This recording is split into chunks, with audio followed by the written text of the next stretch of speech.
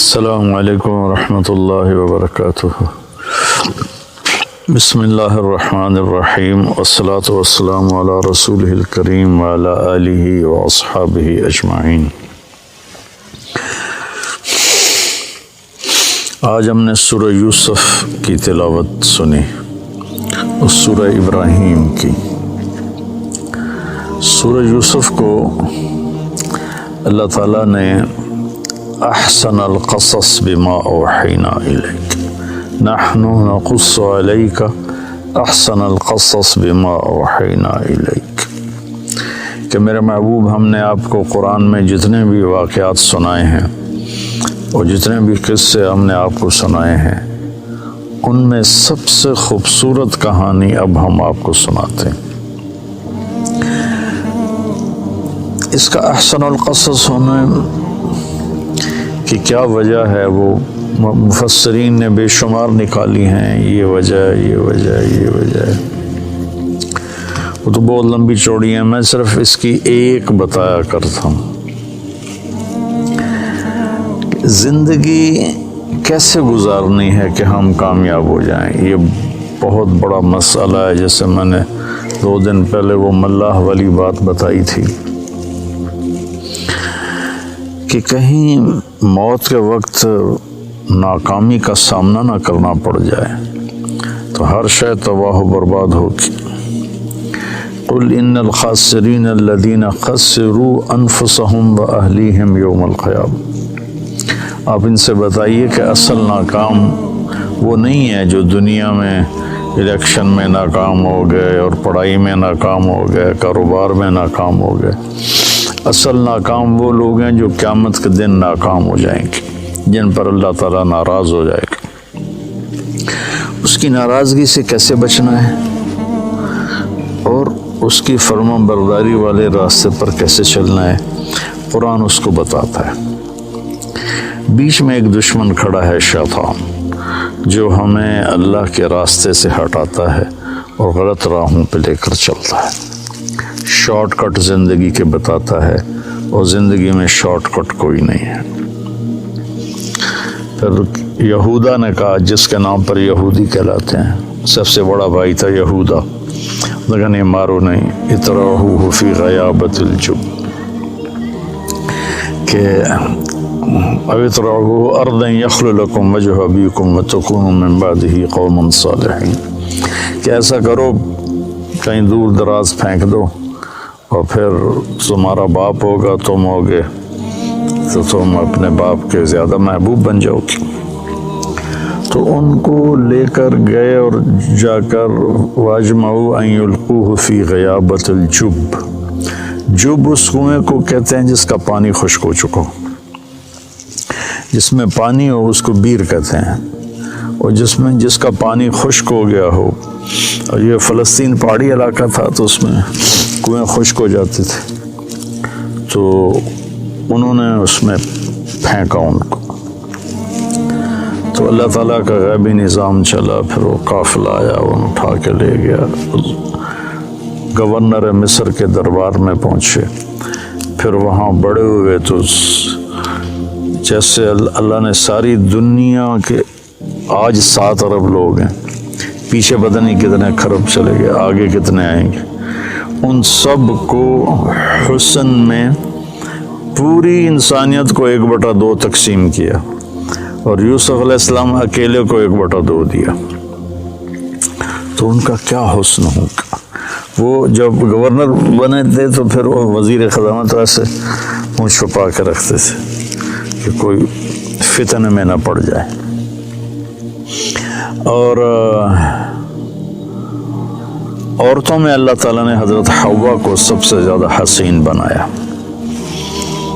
ان کے بارے میں بس اتنا تھا، سب سے زیادہ حسین بنایا، لیکن یوسف علیہ السلام کے بارے میں اعطی شطر الحسن، کہ آدھا حسن سارا دے دیا۔ تو زلیخا کا امتحان آیا، بہت بڑے گناہ کی دعوت، وراودته التي هو في بيتها عن نفسه وغلقت الابواب وقالت هيت لك، اتنا لمبا جملہ اس منظر کے خوفناک امتحان کو بتا رہا، میں سے چھوٹا جملہ بھی ہو سکتا تھا۔ تو یوسف علیہ السلام پر دو امتحان آئے، ایک بہت بڑے گناہ کا امتحان آیا ہے، ایک مصر کے حسن و جمال کا فتنہ، اور دوسرا بھائیوں کی طرف سے جو آزمائشیں چلیں اور ان کی مخالفانہ تدبیریں چلیں، انہوں نے اس پر جو صبر کیا۔ تو جب وہ بھائی ملے نا، جب اللہ تعالیٰ نے یوسف علیہ السلام کو گورنر بنا دیا، وزیر خزانہ بنا دیا، تو بھائی آئے، وجاء اخوة یوسف فدخلوا علیہ فعرفهم وهم له منکرون، کہ بھائی یوسف علیہ السلام نے تو پہچان لیا میرے بھائی آ گئے، چونکہ یوسف علیہ السلام اس طرح بیٹھتے تھے، یہ پورا نقاب اوڑھتے تھے، صرف آنکھیں نظر آتی تھی، پھر چھوٹے سی عمر میں ان کو انہوں نے بیچا تھا، اور وہ 30-40 سال کے جوان آدمی تھے، تو ان کا خیال بھی نہیں ادھر گیا، تو انہوں نے پہچانا بھی نہیں۔ یوسف علیہ السلام نے پہچان لیا، تو کہنے لگے تمہارا دوسرا بھائی ہے کوئی؟ کہا جی ہے، کہا اس کو لے کے آنا ورنہ کچھ نہیں دوں گا۔ پھر ان کو ایک بہانے سے اپنے پاس رکھ لیا۔ جب انہوں نے بنیامین کو اپنے پاس رکھ لیا تو یہودا نے کہا میں تو واپس نہیں جاؤں گا، پہلے ہم نے یوسف کو کھویا، جان بوجھ کے ہم نے شرارت کی، اب بنیامین ہماری وجہ سے تو نہیں، خود اپنی وجہ سے ایسا ہو گیا، تو جب تک میرا باپ کوئی مجھے اجازت نہیں دے گا میں ادھر ہی بیٹھا ہوں، تم جاؤ۔ تو جب بھائی گئے اور انہوں نے کہا کہ بنیامین نے چوری کر دی ہے اور مصر کے وزیر خزانہ نے روک لیا ہے، تو اس پر انہوں نے خط لکھا۔ اچھا، یوسف بھی نبی اور یعقوب بھی نبی علیہ السلام، اب بیچ میں 7 دن کا سفر ہے ٹوٹل، تو پورے پتہ نہیں کتنے سال، 20-30 سال 40 سال وہ ادھر موجود ہیں، سلامت یہ ادھر موجود ہیں، بتانے کی اجازت نہیں، ورنہ جیسے ہی وہ وزیر بنے تھے اسی وقت وہ اپنے باپ کو پیغام بھیج دیتے کہ میں ٹھیک ٹھاک ہوں، آپ آ جائیں۔ اللہ کی ادھر بھی وحی آ رہی تھی کہ نہیں بتانا، اور یعقوب کے لیے بھی تھا کہ ان کو بھی نہیں بتانا۔ وَبِيَضَّ عَيْنَاهُ مِنَ الْحُزْنِ فَهُوَ كَظِيمٌ، آنکھیں ان کی چلی گئیں روتے روتے، اور غصہ پیتے پیتے پیتے پیتے وہ پھول کے مشکیزہ بن گئے۔ قدیم، کاظم اس مشکیزے کو کہتے ہیں جو پانی سے فل کر کے ٹائٹ کر کے بند کر دیا جائے۔ جتنے بھی سال بھائیوں نے یعقوب علیہ السلام کے ساتھ وقت گزارا یوسف علیہ السلام کے بغیر، تو انہوں نے کہا فصبر جمیل، پورے 40 سال میں ایک لفظ بھی تانا نہیں دیا میرا بیٹا تم نے گم کر دیا، حالانکہ آپ کو پتہ تھا انہوں نے فراڈ کیا ہے، لیکن پورے 40 سال میں ایک۔ پھر خط لکھا عزیز مصر کے نام کہ میں یعقوب بن اسحاق آپ سے مخاطب ہوں، ہم نبیوں کی اولاد ہیں، ہم چور نہیں ہیں، ہم پر بہت زمانے سے آزمائش کی چکی چل رہی ہے۔ پہلے میرے چچا کو اسماعیل کو، ان کو بھی باپ لکھا، پہلے میرے باپ کو چھری کے نیچے سے نکالا گیا، پھر میرے بیٹے کو مجھ سے جدا کیا گیا، آج 40 سال ہو گئے، مجھے اس کا کچھ پتہ نہیں ہے، تو نے اس کے بھائی کو روک لیا، وہ میرے غم کی تسلی تھا، مہربانی کرو میرا بھائی واپس کر دو، میرا بیٹا واپس کر دو۔ یہ خط جب یوسف علیہ السلام نے پڑھا تو ان کا دل بھی بھر آیا اور آنکھیں بھی، تو اللہ کی طرف سے اجازت ہو گئی کہ بتا دو، اور اوپر سے بھائی بھی پہنچ گئے۔ ایھا العزیز قد مسنا واہلنا الضر وجئنا ببضاعۃ مزجاۃ فاوف لنا الکیل وتصدق علینا ان اللہ یجزی المتصدقین۔ کیا عاجزی ہے ان الفاظ، اور کیا ذلت اور پستی کی انتہا کو چھو کر وہ گفتگو کر رہے تھے، کیا بتاؤں۔ تو ادھر سے حکم آ چکا تھا کہ بتا دو، تو اس طرح اوڑا ہوا تھا نا، اپنے پگڑی کا جو یہ تھا نا، اس کو ایسے رکھتے تھے۔ تو جب انہوں نے کہا کہ ہم یہ تھوڑی سی پونجی لائے ہیں اور ہمارے پاس ہے بھی کچھ نہیں، فقر بہت ہے، تو برائے مہربانی ہم پر صدقہ کر دیں۔ تو پھر یوسف علیہ السلام نے ایسے کیا، ایسے تھا،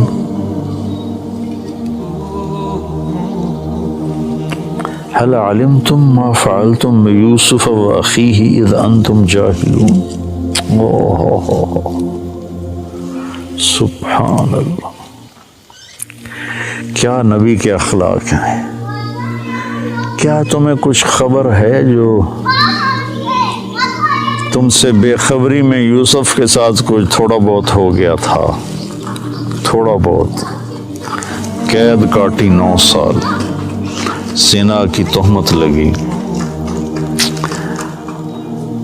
منڈی میں بیچے گئے، کتنی لمبی چوڑی گھاٹیوں سے گزر کر، اور ان کو اس کا سبب کون تھے بھائی، ان کو کہہ رہے ہیں وہ حل وہاں بولا جاتا ہے جہاں مجھے، اس کو اردو میں کہتے ہیں آپ کو پتہ چلا، سعید بھائی آپ کو پتہ چلا، تو آپ کو پتہ چلا کا مطلب یہ ہوتا ہے کہ اس کو معلوم نہیں اور میں بتا رہا ہوں۔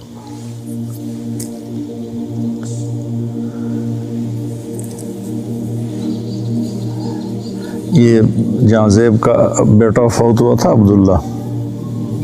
تو میں آیا رائمنڈ سے، تو علی چھوٹا سا تھا، یہاں کھیل رہا تھا، میری گاڑی اندر انٹر ہوئی تو بھاگ گیا، آپ کو پتہ چلا عبداللہ فوت ہو گیا ہے۔ وہاں سے میں نے حل کا مطلب سیکھا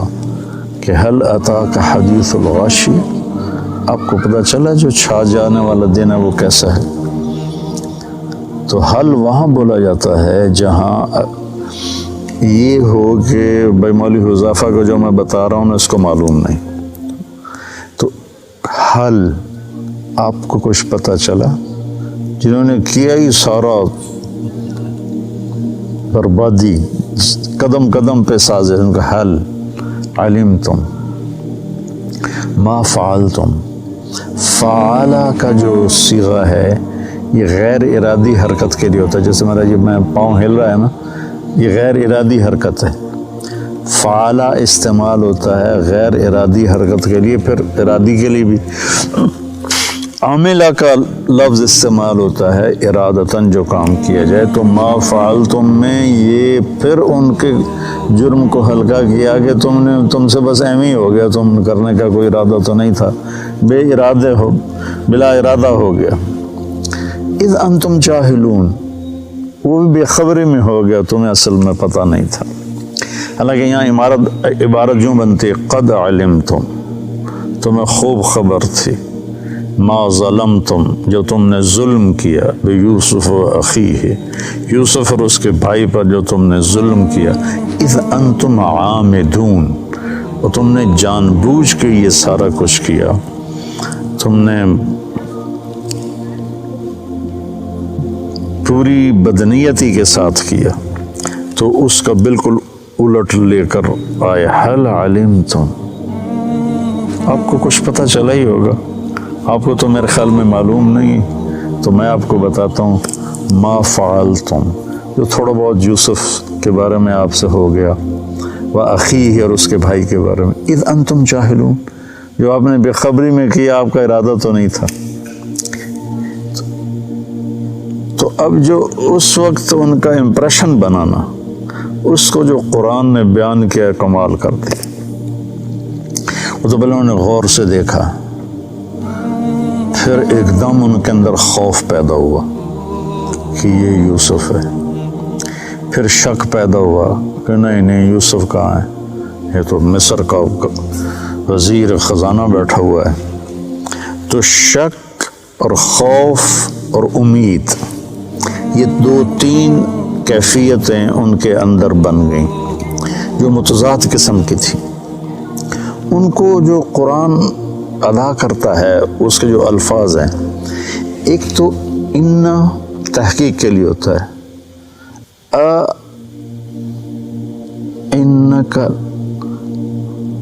یہ شک کے لیے ہوتا ہے، انت یوسف خوف ہے کہ لا بھائی ہوں آیا ساڑھو تے سوٹا یہ تو یوسف ہے۔ تو میں اس کو اس ایکسپریشن کو اپنے انداز میں جو سمجھو میں اس کو بیان کیا کرتا ہوں، اِنَّكَ لَأَنْتَ یوسف، اِنَّكَ لَأَنْتَ یوسف۔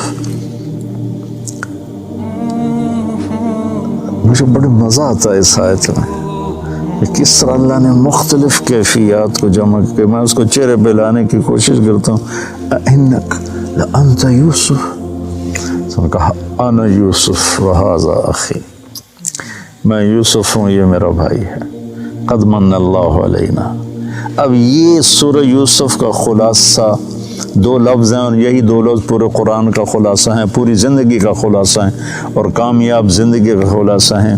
کہ انہ من یتقی ویصبر فإن اللہ لا یضیع اجر المحسنین۔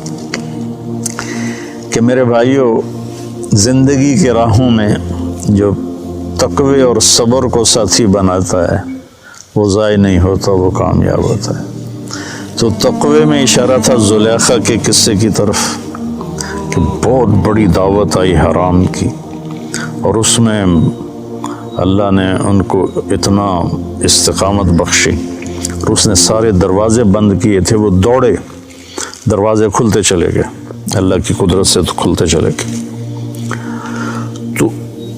تقوی سے مراد تھا اس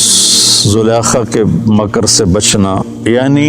جتنے بھی گناہوں کا راستہ ہے اس سے بچنا تقوی۔ یصبر میں اشارہ تھا بھائیوں کے ظلم کو برداشت کرنا۔ آپ اندازہ لگائیں جب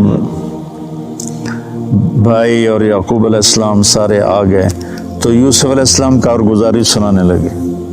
کہ میرے ساتھ کیا ہوا۔ تو کارگزاری شروع سے نہیں سنائی کہ بھائی سامنے تھے اور شرمندہ ہونا تھا انہوں نے۔ لقد من اللہ وقد احسن بی اذ اخرجنی من السجن وجاء بكم من البدو من بعد ان نزغ الشیطان بینی وبین اخوتی ان ربی لطیف لما یشاء۔ ابا جی میں جیل میں چلا گیا تھا، یہاں سے کارگزاری شروع کی، مجھے انہوں نے نکالا، راستے میں مارا اور مجھے باندھا، پھر باندھ کے کنویں میں پھینکا، پھر میں ڈول میں بیٹھا، پھر مجھے انہوں نے چند کوڑیوں میں بیچا، پھر میرے اوپر زنا کی تہمت لگی، سارا حذف کر دیا کہ یہ شرمندہ ہوں گے، میرے بھائی شرمندہ ہوں گے۔ کامیابی کا یہ راستہ ہے، ہم لوگ مال بناؤ، سیاست کرو، ہیرا پھیری کرو، حرام راستوں سے پیسے بناؤ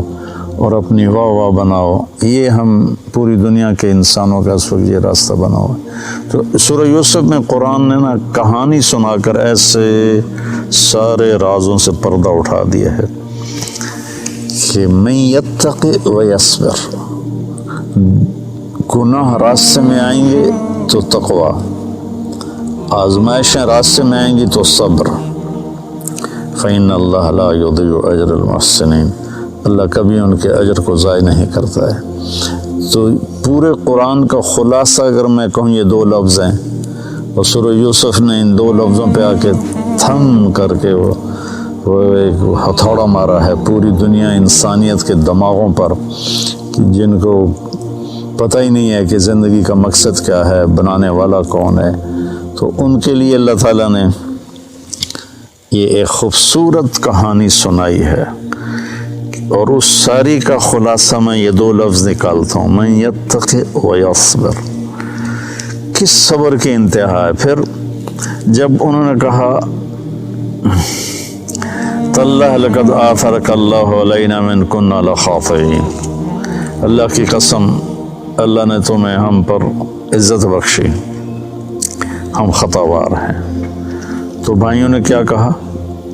یوسف علیہ السلام نے کیا کہا، لا تثریب علیکم اليوم یغفر اللہ لکم وہو ارحم الراحمین۔ لا تثریب ہوتا ہے میں عدالت میں کسی پر دعویٰ کرتا ہوں اور وہ دعویٰ ثابت نہیں ہو پاتا مجھ سے، تو عدالت اس کو کہتی ہے لا تثریب علیک، آپ پر کوئی دعویٰ ثابت نہیں ہو سکا، آپ بری ہیں باعزت۔ تو یوسف علیہ السلام کہہ رہے ہیں لا تثریب علیکم اليوم، تم پر تو کوئی جرم ہی ثابت نہیں، تو میں تمہیں کیا کہوں کہ بھئی تم نے یہ کیا۔ یہ یوسف، سورہ یوسف ایسے نچوڑ کے نا، جیسے والعصر میں اللہ تعالیٰ نے سارے قرآن کا جوس نکال کے ہمیں 4 چیزیں بتا دی، ایسے سورہ یوسف میں اللہ تعالیٰ نے سارے قرآن کو ایسے 2 لفظوں میں بند کر دیا ہے کہ اپنی زندگی میں تقوی اختیار کرو اور اپنی زندگی میں صبر و اختیار کرو، تو راستے کے سارے رکاوٹیں اللہ تعالیٰ اپنی قدرت سے دور فرما دے گا۔ سورہ یوسف میں یہ ایک بہت خوبصورت پیغام ہے۔ ہم لوگ اپنی زندگی میں یا تو گناہوں میں پڑ جاتے ہیں، جھوٹ، فراڈ، فریب، یا پھر بے صبرے ہو کے غلط راستوں پہ چل پڑتے ہیں۔ تو بھائیو یہ راستہ ہے جس پہ چل کے ہم دنیا بھی بنا سکتے ہیں، آخرت بھی، تقوی اور صبر، تقوی اور صبر۔ السلام علیکم۔